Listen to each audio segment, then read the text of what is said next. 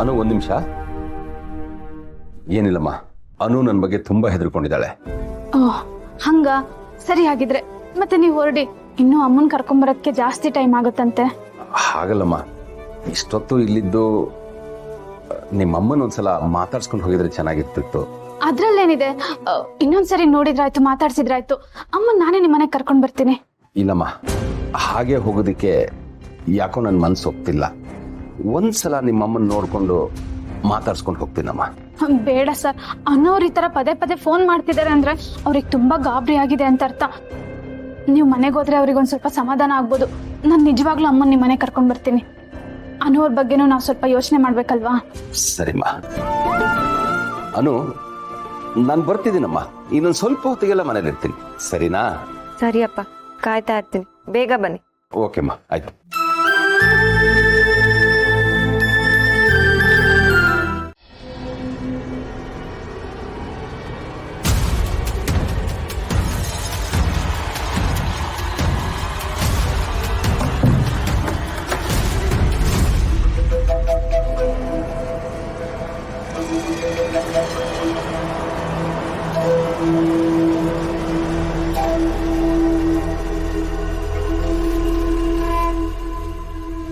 ಯಾಕೆ ಹಾಗೆ ನೋಡ್ತಾ ಇದೀಯಾ? ನಾನು ಫಸ್ಟ್ ಟೈಮ್ ಜಪ ಮಾಡ್ತಿರೋದು. ನೀವು ಜಪ ಮಾಡ್ತಿರೋದು ಫಸ್ಟ್ ಟೈಮ್ ಅಲ್ಲದೆ ಇರ್ಬೋದು, ಆದರೆ ಇದ್ದಕ್ಕಿದ್ದಾಗೆ ಬೇರೆ ಬೇರೆ ವಿಷಯಗಳು ನನ್ನ ಕಿವಿಗೆ ಬೀಳ್ತಿದೆ.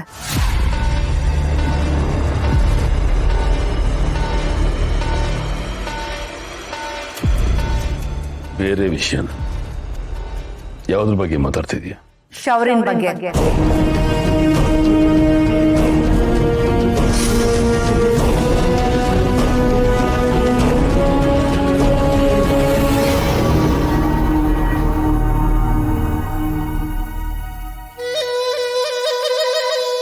ಶೌರಿನ್ ಬಗ್ಗೆ ನನ್ನ ಹತ್ರ ಮಾತಾಡೋದೇನಿದೆ?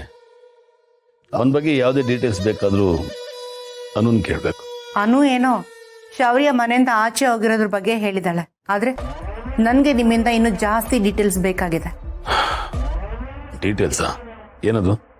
ಶೌರಿನ್ ಬಗ್ಗೆ ಕೇಳ್ತಿದ್ದಾಗೆ ಯಾಕೋ ಅವ್ರ ಮುಖದಲ್ಲಿ ರಿಯಾಕ್ಷನ್ ಚೇಂಜ್ ಆಯ್ತು. ಸ್ವಲ್ಪ ಹೆದರ್ತಿದ್ದಾರೆ ಅನಿಸ್ತಿದೆ. ಅಂದ್ರೆ ಇವ್ರ ಮನೆಯಿಂದ ಯಾವುದೋ ವಿಷಯ ಮುಚ್ಚಿರ್ತಾರ, ನಮ್ಗೆ ಯಾರಿಗೂ ಗೊತ್ತಿಲ್ಲದೆ ಇವ್ರು ಏನೋ ನಡೆಸಿದಾರ. ಇಷ್ಟು ವರ್ಷ ನಾನು ಇವ್ರ ಜೊತೆಲಿ ಸಂಸಾರ ಮಾಡಿದ್ದೀನಿ, ಆದ್ರೆ ನನ್ಗೆ ಯಾವತ್ತೂ ಈ ತರ ಅನುಮಾನ ಬಂದೇ ಇರಲಿಲ್ಲ. ಏನೇ ಆಗ್ಲಿ ಇವತ್ತು ವಿಷಯ ತಿಳ್ಕೊಳ್ಳೇಬೇಕು. ಶೌರ್ಯ ಎಲ್ಲಿ, ಅವ್ರಿಗೇನ್ ಮಾಡ್ತಿದ್ದಾರೆ ಅಂತ ನೇರವಾಗಿ ಕೇಳ್ಬಿಡ್ಲಾ? ಏನೋ ಹೇಳಬೇಕು ಅಂತ ಬಂದು ಒಬ್ಳೆ ಯೋಚನೆ ಮಾಡ್ತಾ ಕೂತಿದೀಯಾ? ಅದು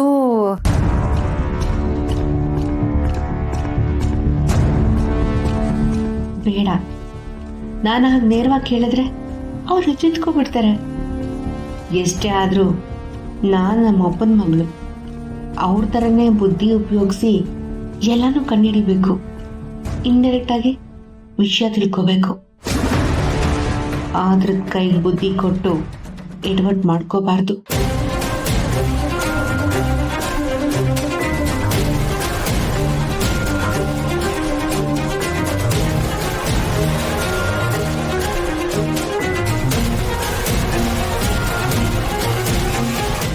ಹಾಗಿದ್ರೆ ಡಾಕ್ಟರ್, ಟ್ರೀಟ್ಮೆಂಟ್ ಶುರು ಮಾಡಿ.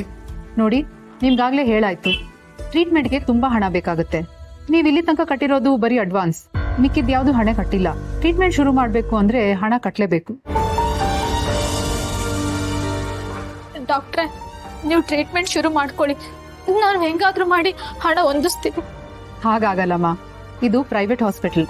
ಫಸ್ಟ್ ಹಣ ಕಟ್ಟಬೇಕು, ಆಮೇಲೆ ಟ್ರೀಟ್ಮೆಂಟ್ ಸ್ಟಾರ್ಟ್ ಆಗುತ್ತೆ. ಮಾವ, ಹಣದ ವ್ಯವಸ್ಥೆ ಏನಾದ್ರೂ ಆಯ್ತಾ? ಅದು ಹಣ ಹೊಂದೋಕೆ ಹೋಗಿದ್ನಮ್ಮ, ಎಲ್ಲೂ ಸಿಗ್ಲಿಲ್ಲ. ಯಾರು ಒಂದು ಬಿಡಿ ಕಾಸು ಕೊಡ್ಲಿಲ್ಲ. ಅಲ್ವೆಲ್ಲಟು, ಏನ್ ನೀನ್ ಕೇಳ್ತಾ ಇರೋದು? ನನ್ ಗಂಡ ಎಲ್ಲಿಂದ ತತ್ತಾನೆ ಹಣನ? ನನ್ ಗಂಡ ನಿನ್ ಗಂಡನ್ಗೆ ಬಿಲ್ಡಿಂಗು ಎಲ್ಲ ಇಟ್ಕೊಂಡಿರೋ ಶ್ರೀಮಂತಾನೆ. ಈಟೆಲ್ಲ ದೊಡ್ಡ ಆಸ್ಪತ್ರೆ ಕರ್ಕೊಂಬಂದ್ ಸೇರ್ಸಿದ್ದೆ ದೊಡ್ಡಿಸ್ಯಾ, ಇನ್ನೆಲ್ಲ ನೀನೇ ನೋಡ್ಕೋ. ನೀನಾರ ಹೇಳೋದೇನಯ್ಯ? ಕೇಳಿದ್ದೆ ಅದು ಇದು ಇದು ಇದು ಅಂತ ಮಾತಾಡ್ತಿದ್ಯಲ್ಲ. ಇವಳು ಗಂಡಂತವ ಮೂಟೆ ದುಡ್ಡು ಕೊಳಿತಾ ಇದೆ. ಫೋನ್ ಮಾಡಿ ಕರ್ಸಕ್ ಕೇಳು, ದುಡ್ಡು ಕಟ್ಟಕ್ ಕೇಳು. ನೀನೇನ್ ವ್ಯವಸ್ಥೆ ಮಾಡ್ಬೇಕಾಗಿಲ್ಲ. ಏ ಕಮಲಾ, ಅಲ್ಲಿ ನನ್ನ ತಂಗಿ ನರಳ್ತಾ ಇದ್ದಾಳೆ, ನೀನು ಇಲ್ಲಿ ಕೊಂಕ ಮಾತಾಡ್ಬೇಕಾ? ಓ, ನನ್ನೇನ್ ಕುಂಕು ಮಾತಾಡ್ತಾ ಇಲ್ಲ, ಹಣದ ಬಗ್ಗೆ ಇರೋ ವಿಷಯನೇ ಹೇಳ್ತಾ ಇರೋದು.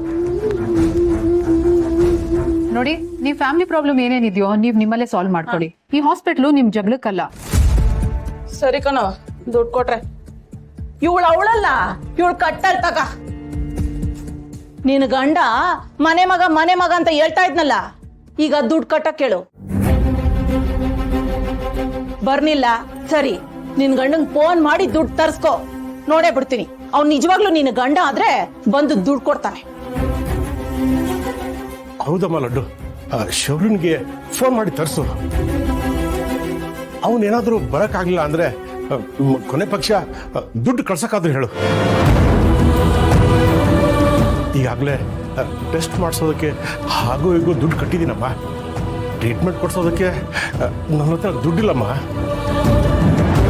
ದುಡ್ಡು ಕಟ್ತಾ ಇದ್ರೆ ಇವರು ಆಪರೇಷನ್ ಮಾಡಲ್ಲ, ಹಾಸ್ಪಿಟಲ್ ಹೊರಗೆ ಹೋಗಕ್ಕೂ ಬಿಡಲ್ಲ.